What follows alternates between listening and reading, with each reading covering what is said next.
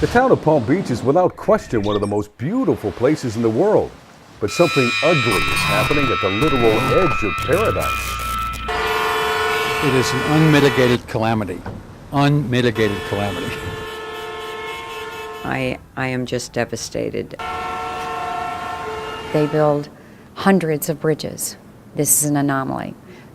Town leaders are worried. Residents and business owners, many who've been here for generations, are seething, worried that on the heels of the '08 recession, another economic disaster is heading across the Flagler Memorial Bridge. They may be watching the final days of this important link over the Intracoastal and feel there's nothing they can do to stop it. It's just unconscionable that they could be allowed to do this with no consequences.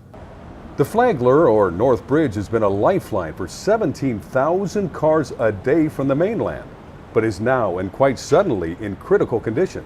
In fact, the State Department of Transportation says after months of discussion, this structure, built just after the Depression, must come down. We looked at a lot of stuff outside the box, and we arrived at, we have to close the bridge. You see no other way. It's failing right now. It is failing. Very serious damage already. The problems developed quickly and quite unexpectedly, but how did it get away so fast from the state DOT? They decided this old bridge needed to be replaced. You see, this old bridge is built on old pilings made of wood. Normally today they're built of concrete and steel. So they started building the new bridge right next to it. They're going to keep this one open while they work on this one. But then something inexplicable and totally unexpected. They say it's never happened before. This bridge, the old one, started to move. All the pounding from the new construction caused the foundation of the old bridge to suddenly settle. This bridge was built in 1937. It's 86 years old. It hasn't moved in 86 years, and now it's sinking into the Intracoastal. We had no idea this could happen. In your experience, you've never seen this happen Never before. seen this happen. That new construction was stopped last November, and the old Flagler Bridge was closed for testing for an entire week. But with only 3 bridges connecting this incredibly busy island, you can only imagine the result if one of them was entirely shut down, especially one with 4 lanes of traffic. That was horrific as a business owner. Scott Lewis was born here and has run a landscaping business for the past 37 years. He says that 1 week closing caused the worst traffic and loss of business he's ever seen. I can quantify that. 25 employees, 20 minutes extra coming over, 20 minutes back. That equals $64,000 a year for just my business. And that is an incredible cost. Now he's furious to hear the state is ordering the bridge closed permanently April 1st, and that the new bridge may not be up for 14 months or longer. It could be devastating, and the long-range impacts could be tremendous on the Palm Beach community in terms of how this plays out. And there's trickle-down, because absolutely West Palm Beach will be impacted by what happens in Palm Beach.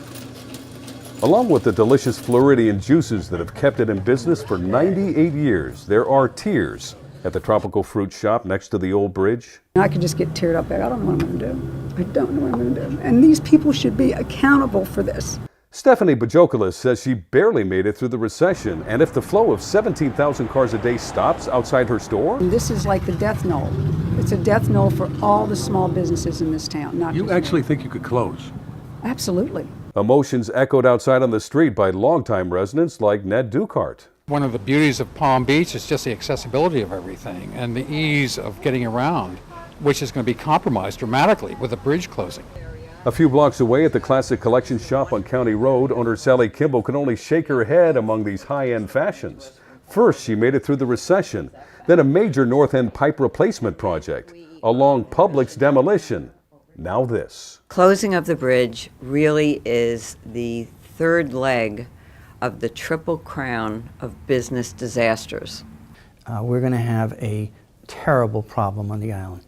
And it's going to affect retailers, it's going to affect hotels, it's going to affect restaurants, it's going to affect all shopping. Bob Wright is the CEO and chairman of the Palm Beach Civic Association. We have to do everything we can to keep this bridge open for as long as possible. We don't need the new bridge now. We need the old bridge repaired, fixed in some way. If it doesn't settle any further, the bridge is usable for a long time.